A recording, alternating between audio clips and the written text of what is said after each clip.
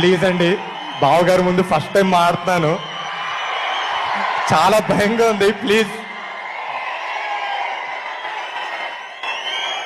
Thank you అండి. ఈరోజు అందరు వచ్చారు మా ఈవెంట్కి, thank you so much.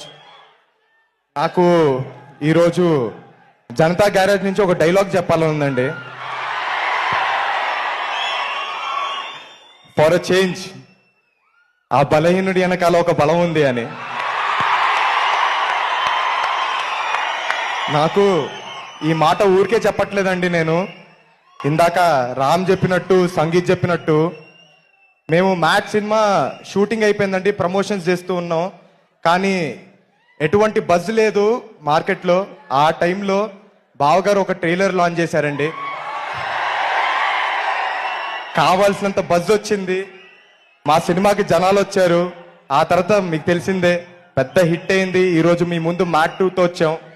Thank you so much బావా, మీకు ఎప్పటికీ రుణపడిపోయి ఉంటాం.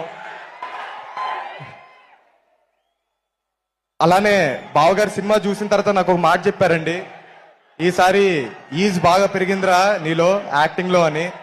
థ్యాంక్ యూ సో మచ్ బావా. ఆ ఈజ్కి కారణం మా డైరెక్టరే బావా.